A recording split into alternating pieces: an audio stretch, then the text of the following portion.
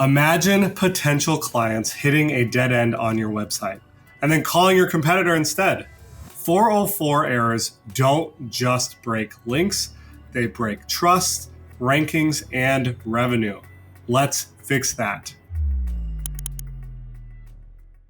Welcome to the Revenue Roadmap Podcast, where we give family law firm owners and marketers the tools they need to be successful, to drive more revenue and increase profits in their firm. Whether you're managing your own marketing or working with an agency, we're here to help you make smarter decisions and grow faster. I'm Tyler Dolph, CEO of Rocket Clicks, a full-service digital marketing firm that works exclusively with family law firms across the country to attract more clients and convert more leads. Joining me today is Anthony Carls and Nick Perot. Anthony is our president here at the agency and also the co-founder of our law firm, Sterling Lawyers, which is a 32 attorney firm. And he brings a wealth of leadership experience in scaling law firms and building high performance teams. And Nick Perot is an SEO thought leader. He helps run a division here at Rocket Clicks. He has helped dozens of family law firms recover lost traffic and convert technical headaches into growth opportunities. He's also built a number of law firm websites, so he's definitely an expert in this space. This episode, we're going to talk today about unpacking the real cost of 404 errors and why ignoring them could be costing your family law firm leads, visibility, and trust. We're going to break it down into a number of key reasons why these errors matter and what you can do about them. Well, gentlemen, appreciate your time. Today, we are going to talk about 404 errors, which for those of you that don't know are dead pages on a website and can be very harmful.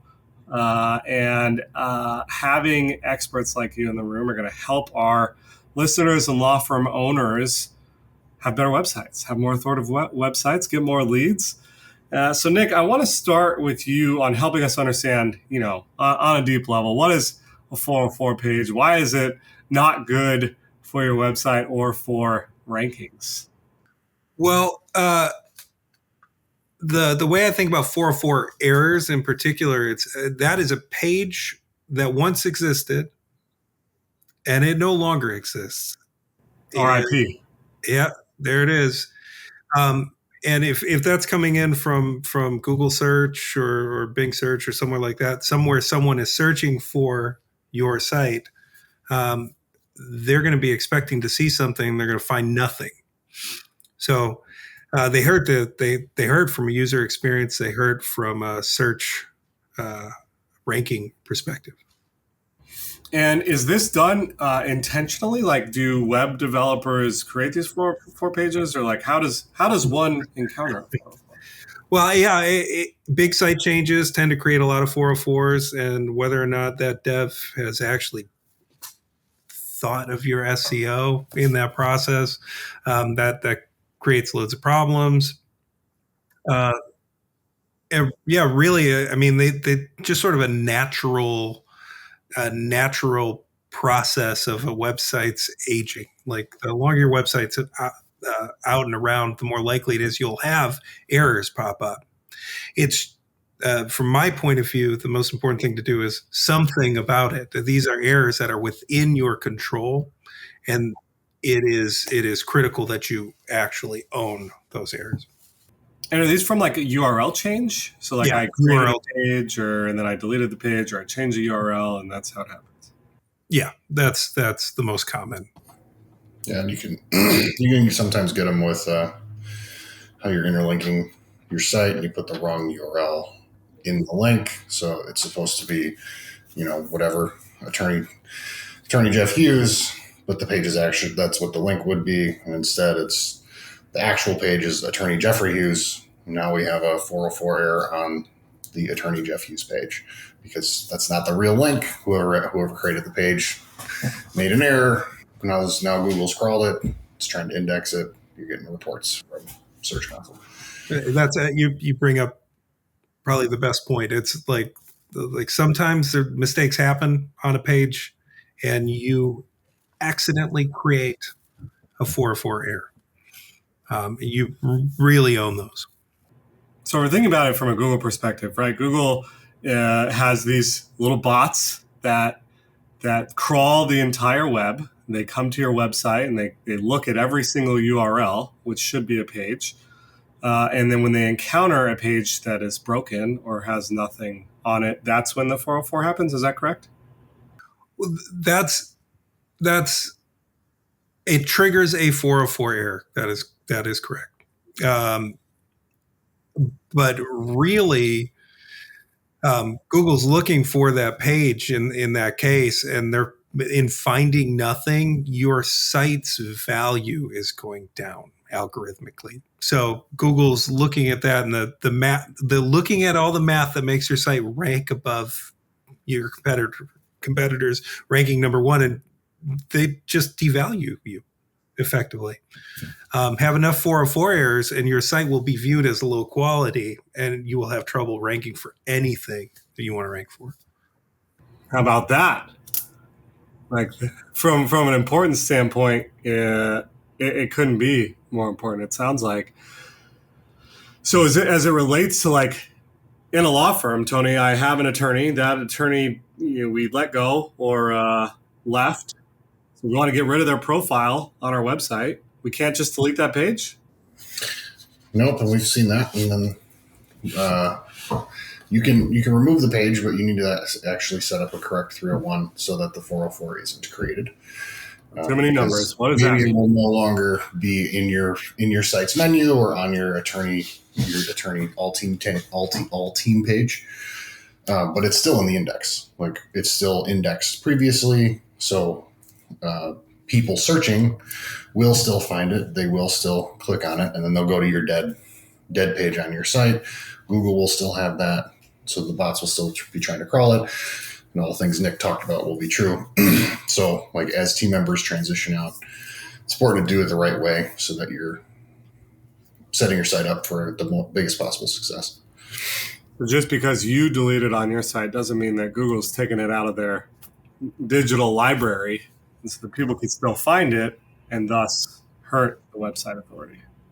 Now that 301 does two things. I just want to call that out. It is a redirect, which just means it literally, when somebody tries to access that broken 404 URL, it just sends them to a destination page, so a better page, so one that you choose. Okay, that's moved. So the attorney's gone. I'm going to send them to the attorney's page. That would be the easy example.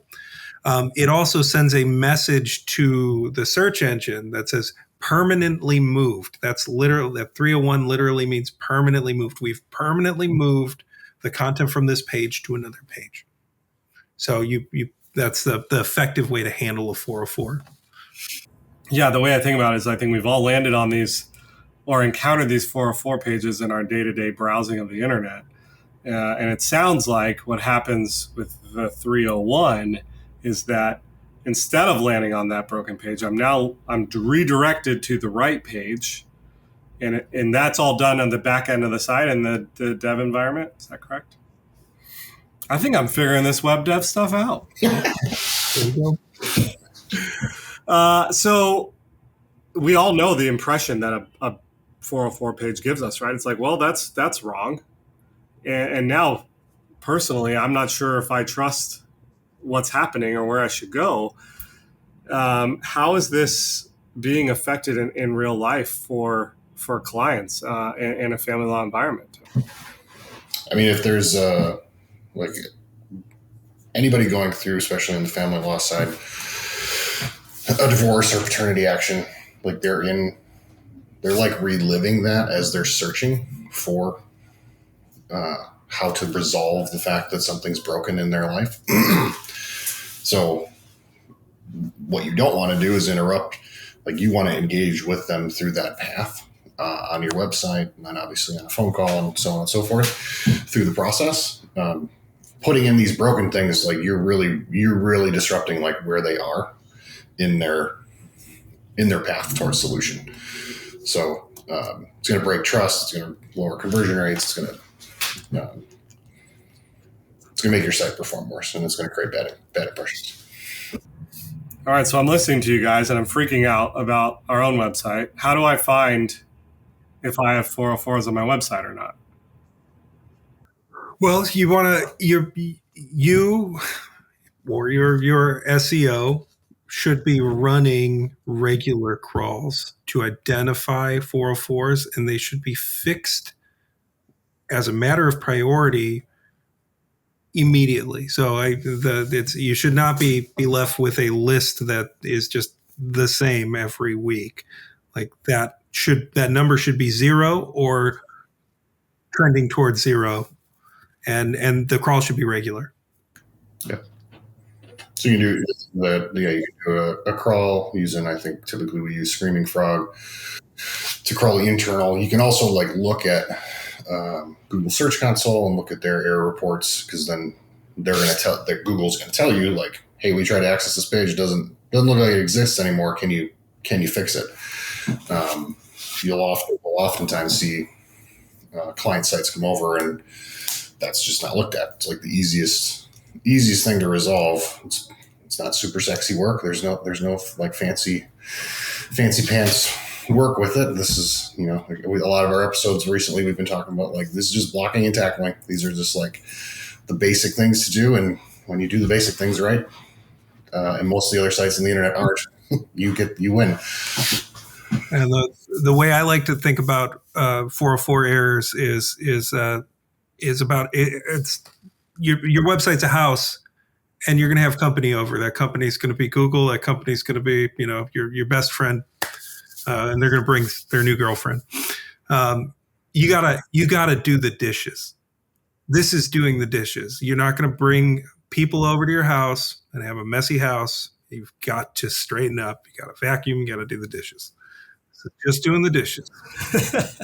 That's so funny. I'm thinking about, when we go and pitch a new client, a new family law firm, one of the things that we do is we do this audit. We do this report, and so often we find that our potential client has lots of these issues, lots of 404 pages, and it is literally it's preventing them from growing their firm and growing leads to their firm because Google doesn't see their site as an authority.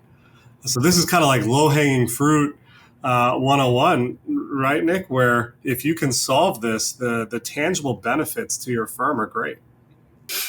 Well, this makes any other effort, content, link building, your local, all of that, it amplifies that. It's like you need the solid structure to be able to really get the most from your marketing efforts. Would you say that this is like a primary, if you're taking over a site, are you looking at this first thing? First thing, yeah. And I want to get it to that 0 point so that everything else I do can build off of it. And I want to keep it 0. I want to maintain a very healthy website structure. And that means no 404s, especially no internal 404s. And no historical 404. So those are really what's going to come from Search Console. Search Console is great for identifying the known history of your website. And there's a lot of authority that can be lost by not dealing with the Google's historic understanding of your website.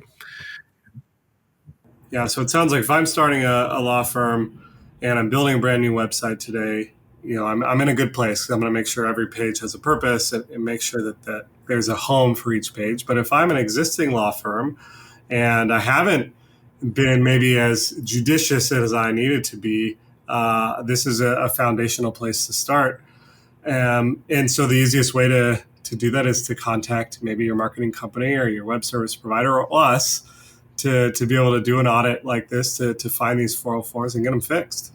It's more than just like a bad signal that your site is not well maintained, but also if you have any backlinks going to those pages, or like you're essentially wasting your link authority. Nick, you do a good job explaining this in your electrical house analogy.